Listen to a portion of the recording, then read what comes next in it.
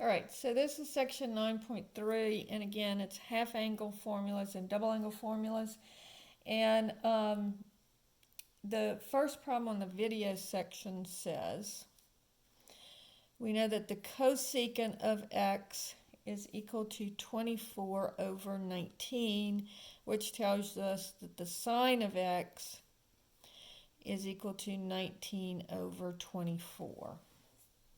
And it tells us that it is in quadrant 1. Now in this particular case, it doesn't really matter which one you use, what quadrant it's in, because we don't really need to decide whether it's plus or minus. That's only in the half angle formulas. And on this one, I want to know what is the cosine of 2x. Now, I could draw the triangle here if I wanted to, but notice I already know what the sine of x is. And if I look on my formula sheet, one of the formulas for cosine of 2x involves only the sine of theta. And so I'm going to just use that one. So this would be 1 minus 2 sine squared of theta. So this would be 1 minus 2 times 19 over 24. And then this will cancel to give me 12. So it would be 1, I'm sorry, no, I can't do that. I forgot to square it. So don't cancel the 2 and the 24. Leave it like it was. So this gives me 1 minus 2 times 19 squared is 361 over 24 squared is 576. And then I can divide that by 2 to cancel with the 2. So now I can cancel it, and it's 288. All right, so this would be over 1. So multiply numerator and denominator by 288. I get 288 minus 361 all over 288. So minus 361, negative 73.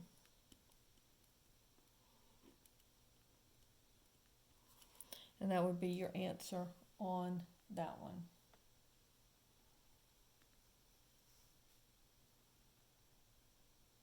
All right.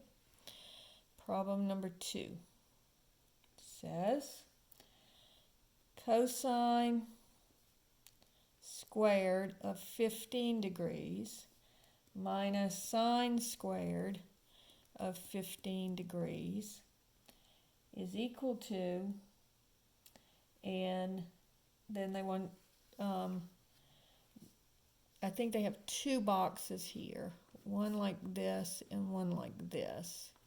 And this one says the cosine of what? All right, so again, notice that this is the cosine double angle formula. Cosine of 2 theta is equal to cosine of theta minus sine of theta. So here, theta is 15 degrees. And so in here, I want 2 theta. So 2 theta would be 30 degrees. And so this would be 30 degrees. All right? And so in the first box, you have to put 30 degrees. All right? And then that's one of the triangles that we know. And so this is 1, 2, square root of 3, and this is my 30-degree angle. And so the cosine of 30 degrees is square root of 3 over 2. So if you come out with one that you know, then you have to actually figure out what it is exactly. All right? So that finishes up the part A of the video assignments. And then part B, okay, we had 2 different problems. It says, problem number 1 says, the sine of pi over 2. And it says it's equal to 1/2 times the square root of a minus the square root of b. All right? I'm not pi over 2, pi over 12. Sorry, I can't read my own handwriting. All right, so you can see that this is going to, it's got all of these, the square root stuff in it, so you can tell that this is going to be one of the half angle formulas, all right? And so pi over 12 is alpha over 2, okay? You see that?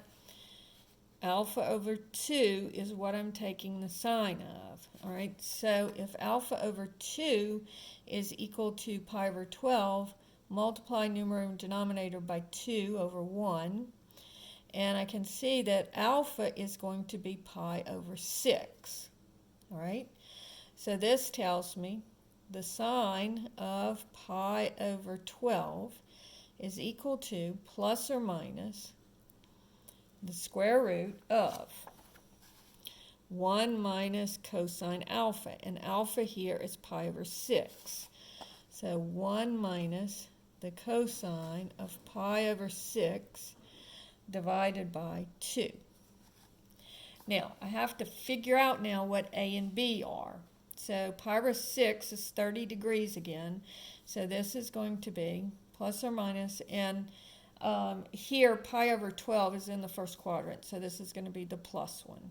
So we're in, they don't specifically tell us that we're in quadrant 1, but we know we're in quadrant 1 because this angle here is pi over 12, and it is in quadrant 1. And so now, looking at my triangle up here, this would be 1 minus square root of 3 over 2 divided by 2. Now in this case, I do need to simplify it because I have to tell them what a and b are. So I have to get it to look like this. So this is going to be, if this is over 1, this would be the square root, multiply numerator and denominator by 2, 2 minus the square root of 3 all over 2 divided by 2. And this is over 1, so now I'm going to change flip. So this would be the square root of 2 minus the square root of 3 over 2 times 1/2.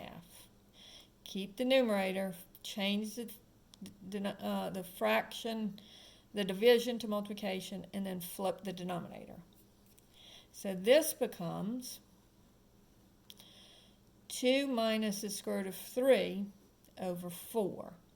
And then what they do is they take the square root of 4 out from under, the square root of 4 is 2, so they take it out from under the radical and they make it 1/2. And so this is going to be 1/2 times the square root of 2 minus the square root of 3. So the way that they have it written here, a is going to equal 2, and b is going to equal not the square root of 3, because I already have the b under the square root sign. B is just 3. So that's problem 1. Okay, and then problem number 2 is very similar, and it says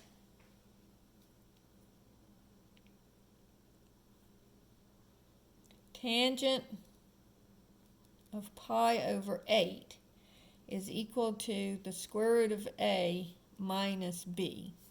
All right, so again, if alpha here, this would be alpha over 2, because this is again one of the half angle formulas. So looking at the tangent formula here. All right, so this is the tangent formula that I'm going to use. And so alpha over 2 is pi over 8. And so if I multiply numerator and denominator, not numerator and denominator, both sides of the equation by 2, I get alpha is equal to pi over 4. And that's one of the triangles that we know, 1, 1, square root of 2, right? All right. And so now I'm just going to use one of my tangent formulas. All right, so this would be the tangent of pi over 8. And I've already used this one in the other video, so I'll just use this one. It doesn't matter which one I use. So I'm going to say sine of pi over 4 divided by 1 plus the cosine of pi over 4. All right, so alpha here is pi over 4. So it's the sine of alpha over 1 plus the cosine of alpha. And alpha is pi over 4. And so now looking at my little triangle, this is sine of pi over 4 is 1 over the square root of 2 divided by 1 plus, and again, cosine of pi over 4 is 1 over the square root of 2. So making my denominators the same, times square root of 2 times square root of 2. Or actually, you can just leave your answer like that. Just leave it just like that. I'll go ahead and simplify it, but you can just write it as 1 over the square root of 2 over 1 plus 1 over the square root of 2. But I'll simplify it just so you can see it. So this would be 1 over the square root of 2 divided by the square root of 2 plus 1 over the square root of 2. And then I'll keep change flip. So that would be 1 over the square root of 2 times square root of 2 over square root of 2 plus 1. And then the square root of 2 plus, and the square root of 2 would cancel. So this would be 1 over the square root of 2 plus 1. And then if I wanted to rationalize the denominator here, and again, you don't have to do all this, but I would multiply the numerator and denominator by the square root of 2 minus 1. And that will rationalize my denominator.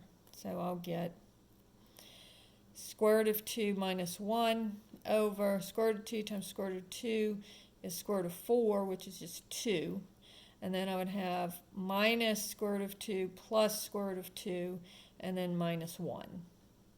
And so these two cancel, and then 2 minus 1 is just 1. So my final answer is just square root of 2 minus 1. Oh, and I do need to get it to that. So actually on this one, instead of using this formula, it actually would have been easier. I forgot I needed to get it to this. So here A is equal to 2. And B is equal to 1. Now, this one would have been easier if instead of using this formula, if I had used this formula.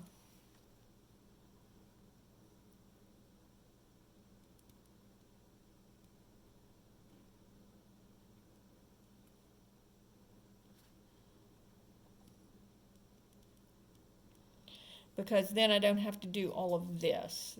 This falls out much, much easier. So let me do it that way. I forgot I had to get it in that form. So this would be tangent of pi over 8 is equal to 1 minus cosine of pi over 4 divided by the sine of pi over 4. So this becomes 1 plus 1 over the square root of 2 divided by 1 over the square root of 2. And you can see it makes it a whole lot easier because now my denominator doesn't have addition in it. And so this is over 1. And so multiplying numerator and denominator by the square root of 2, I get the square root of 2 plus 1 over the square root of 2 divided by 1 over the square root of 2. And then I keep change flip.